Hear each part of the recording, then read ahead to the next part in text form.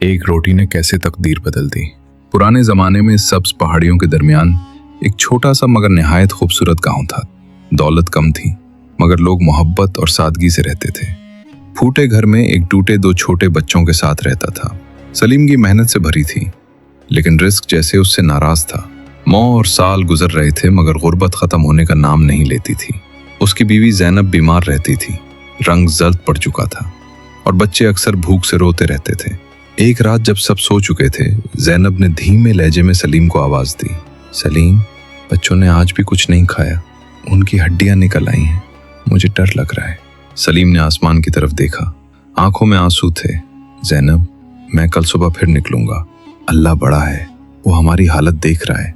मगर हकीकत ये थी कि घर में आटे का एक जर्रा भी नहीं बचा था। चूल्हा ठंडा था। सलीम ने बच्चों के सूखे चेहरों पर हाथ फेरा और खामोशी से लेट गया। दिन में उम्मीद तो होती है मगर रात के सन्नाटे में दिल टूट जाता है।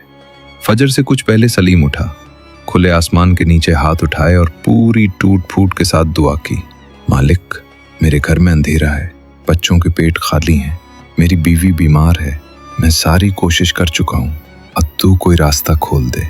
सौमी दुआ जो दिल के टूटने से निकले खाली नहीं जाती। सलीम रोज की तरह बाजार पहुंचा।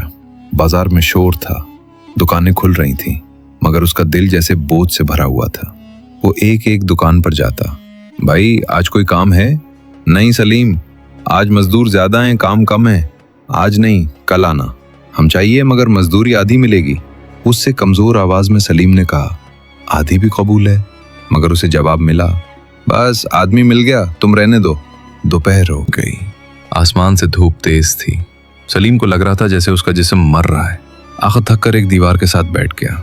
इतने में करीबी नानबाई दुकान से निकला और सलीम की हालत देखकर बोला, ओ भाई, ये लो एक ताज़ा गरम रोटी, रिज़्क अल्लाह का है, खा लो।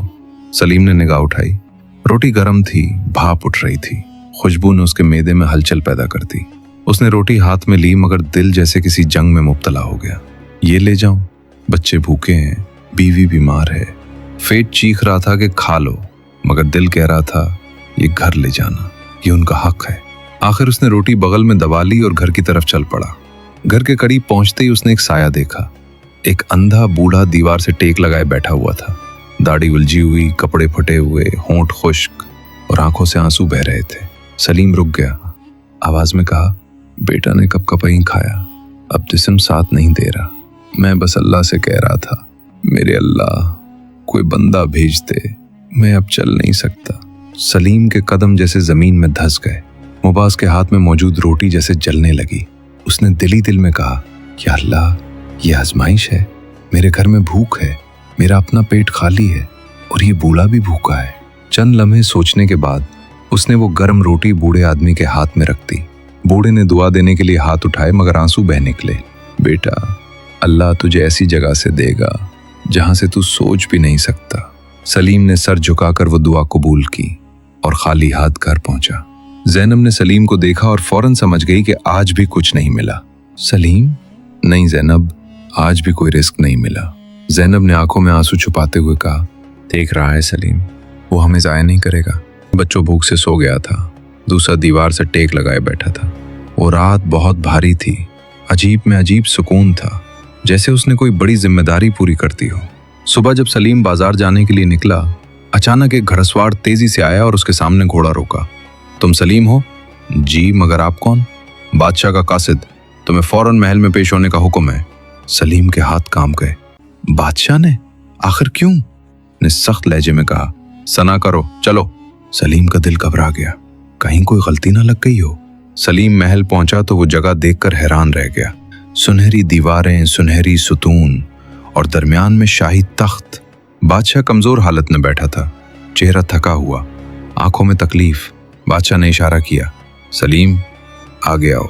सलीम कांपते हुए आगे बढ़ा। बादशाह ने कहा, सलीम, कल रात मुझे एक अजीब ख्वाब आया।